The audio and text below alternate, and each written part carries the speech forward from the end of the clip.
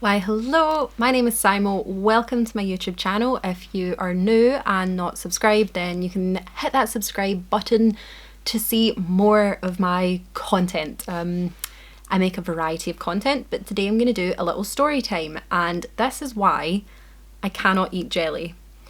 It is 2021, and I haven't eaten jelly since 2017.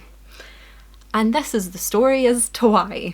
So our story begins that I was taking part in the Adult British Figure Skating Championships, or the British Nationals as it's now called, and what would happen is, so it's down in Sheffield. We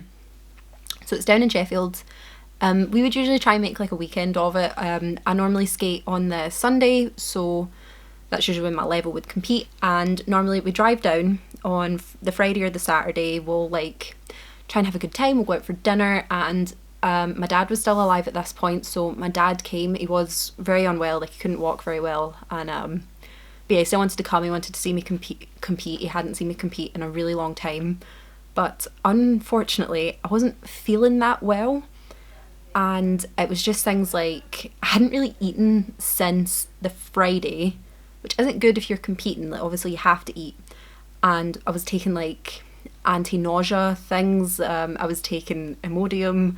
There's going to be a lot of TMI in this story. Basically, I couldn't keep any food in my system at all. I was just feeling kind of dizzy, quite sick.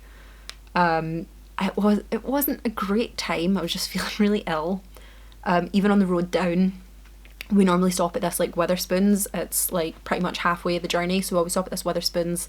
Don't think I had anything to eat. I think I was drinking constantly chamomile tea, ginger tea, peppermint tea, anything to just try and settle my stomach. And in the back of my mind, I was like, is this nerves? Is this somehow nerves that is doing this? But like, I was like, this can't be nerves. I am physically ill. I am not well at all. And yeah, so I didn't really eat very much. I mean, I remember we got to the hotel in Sheffield. We always stay in the little Premier Inn across the road from the ice rink. And for my dinner, and it was the most I'd eaten like a day and a half, I had a side order of macaroni, which was like a little shot glass, like this big of macaroni, and I couldn't finish it. Now, I've had to pull out of competitions before, but I really, really didn't want to pull out of this competition, because when I was a kid, like, you would compete all the time. Like, you'd have like 10 competitions a year, but with adult skating, I kind of just have the British Championships, and I felt like I was like, this is my year, I'm gonna win. My programme was great, my routine was great, I loved my dress, everything, like the stars were aligned, I was gonna win.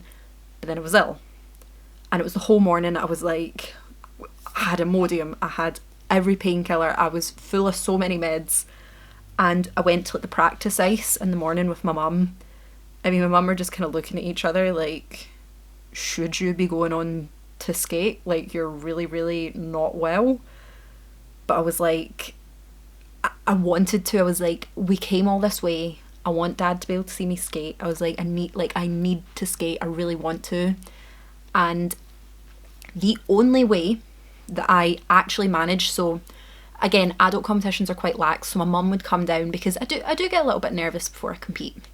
And so my mum came down, we're chatting away, and by some miracle, I don't know who or what energies or gods were watching over me that day, I was on first to skate.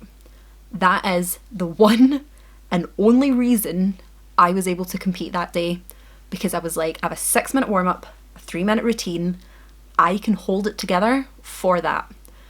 And what's quite annoying is I had quite a good warm-up, but obviously the more I was like spinning and jumping and I think I fell, the worse and worse I was getting. So me and mum were like psyching each other up. We were like, you're going out there, whatever you do, you're going to do it. And I changed a lot of my jumps. My first jump in my programme is almost always an axe double loop. And it's because it's my highest scoring combination, I think. One of my highest scoring combinations, so it's like we get it over and done with, so I don't need to worry about it. It's a good big point marker for me, and I did a great one in the warm-up, but I fell in it in the programme. And I was like, I can't fall during this programme. It can't happen. I will not get back up. I am so ill. And I was just terrified I was going to shit myself or throw up on the ice. and that's not a nice feeling to have. And I was like, make it through this programme. So I did it. Choreography was exceptionally lackluster. And you know that way when you like work with your choreographer and they're like, you just have to extend a bit more, hold that like half a second longer, just look at your hand, all these different things. Did none of it. Did the choreography, but it was very like super lackluster. But I did it. I did not fall. I came off the ice rink and I was like, I need to go to the bathroom. Like, I did it, but I'm not okay. I was so sweaty and gross. But anyway, story had a bit of a happy ending. I pulled it off. I managed to compete. I did not fall.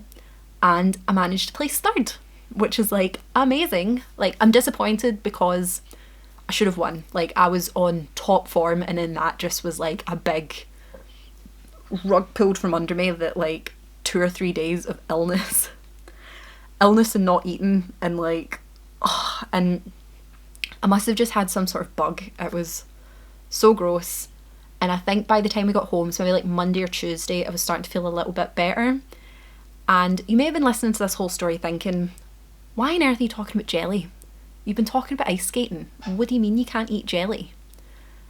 And so the Thursday or the Friday night before we drove, you know those little like 0-calorie jellies? Like, I can't function without something sweet after dinner, and I think those were a great alternative. So I just ate one of those, and it has zero reason to do with me being sick. The jelly did not make me sick, but I think my brain has somehow put those two things together. So because I had this jelly, then I was ill, my brain's like, jelly makes you sick. Which is nonsense. Complete nonsense, because it didn't. Like, there's nothing in jelly. It's like sweetener and flavour, so it couldn't have made me sick. I'd been eating loads. But it wasn't until maybe like the week after the competition I went to eat it, and see that way your mouth like quivers. It was like, oh, I was gagging. It was horrible. And I was like, I don't think I can eat jelly anymore. And I've tried jelly since. The same thing happened. So my brain has just does not compute jelly anymore. My brain has got some sort of like issue with jelly because of that whole situation. And yeah, so if that was 2017, 2018, 2019, 2020, 2021, I haven't eaten jelly in about 4 years because of that. And I now just don't try, because it was not a traumatic experience, it was just horrible. It was really, really awful. Like, I don't know if any of you have ever tried to compete whilst being unwell, but it was just sheer willpower that got me onto that ice to do a routine. It was so bad. But yeah, that is my story on why I can no longer eat jelly. Yeah, so I hope you enjoyed that story time. I am planning on doing more story times on this channel of my exciting life of things like why I can't eat jelly. But anyway, thank you so much for watching. Like I said at the beginning, please hit the like button, hit the subscribe button, and I hope you have a lovely day.